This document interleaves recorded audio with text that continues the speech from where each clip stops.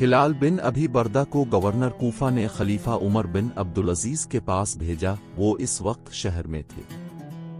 हिलाल ने आकर मस्जिद का कोना संभाल लिया और वहां खूब खुशू और खुजू के साथ नमाज पढ़ना शुरू कर दी। खलीफा जब नमाज पढ़ाने जाते तो इसको देखते। खलीफा ने अपने मुकर्रब खास अला बिन अल-मुगीरा से कहा कि अगर इस शख्स का बातिन भी ऐसा ही है जैसा इसका जाहिर, तो अहल इराक की सीरत के मुताबिक है, जिसको बड़ाई के तहफ़्फ़ुज़ का ज़रिया ना समझा जाएगा। अला बिन अल-मुगीरा ने कहा, ए अमीर अल-मोमिनीन, में उसका पता लगाकर आपको बताता हूँ। अब अला इसके पास पहुंचे और ये शख्स मगरिब और इशा के दरमियान नफलों में मशगूल था। उन्होंने इससे कहा, 2 रकत पर सलाम फेर दीजिए, मुझे तुमसे एक काम है। जब उसने सलाम फेर दिया तो अला ने कहा कि तुमको मालूम होगा कि मेरी रसाई और तकर्रुब अमीरुल मोमिनीन की बारगाह में किस कदर है। मैंने अमीरुल मोमिनीन को इशारा किया है कि तुमको इराक का हाकिम बना दे।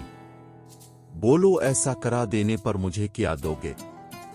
इस शख्स ने आमादगी का इजहार करते हुए कहा कि 1 साल की पूरी तनख्वाह, जिसकी मिक़दार 1,20,000 दिरहम होती थी। अला ने कहा, मुआहिदा तहरीर कर दीजिए। इसने फौरन उठकर तहरीर कर दिया। अला इस तहरीर को लेकर खलीफा के पास आए। खलीफा ने पढ़कर अब्दुल हमीद बिन अब्दुल रहमान बिन जैद बिन अल-खिताब को लिखा, जो इस वक्त कूफा के गवर्नर थे। हिलाल ने अल्लाह की इबादत की मुलम्मा साजी से हमको धोखा देना चाहा। करीब था कि हम धोखा खा जाएं। फिर हमने इसको परखा तो इसको सब का सब खोट पाया। काजी अयास बिन मुआविया के पास एक शख्स अपनी फरियाद लेकर आया कि इसने एक शेख बुजुर्ग, जो आम तौर पर शहर में अमानतदार मशहूर है और उसके बारे में किसी को शुबा नहीं था, मक्का जाते हुए कुछ माल इसके पास बतौर अमानत रखवाया था। अब जब ये वापस आया तो अपना माल तलब किया तो शेख उसको पहचानने से ही इनकारी है और माल देने से इनकार कर दिया है। काजी अयास ने कहा, क्या मेरे पास तुम्हारे आने की इसको खबर हो गई? इसने कहा, नहीं। फिर पूछा कि तुम किसी शख्स की मौजूदगी में इससे झगड़े हो? उसने कहा, नहीं, किसी को खबर नहीं हुई। काजी ने कहा, तुम वापस जाओ और किसी के सामने इसका जिक्र भी ना करो और 2 दिन के बाद दोबारा मेरे पास आना। और वो शख्स चला गया।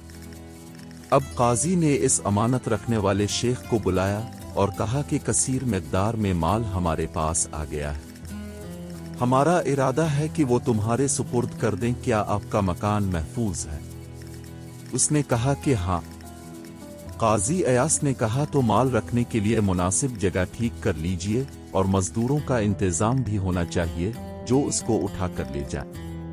अब 2 दिन के बाद वो शख्स आया तो इससे काजी अयास ने कहा, अब तुम जाकर उससे अपना माल मांगो। अगर वो दे दें तो ठीक है, और अगर वो इनकार करे तो इससे कहना कि मैं काजी को खबर करता हूँ।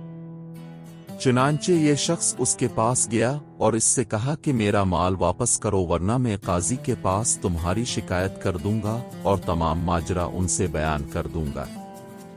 शेख ने इसका माल इसको वापस दे दिया।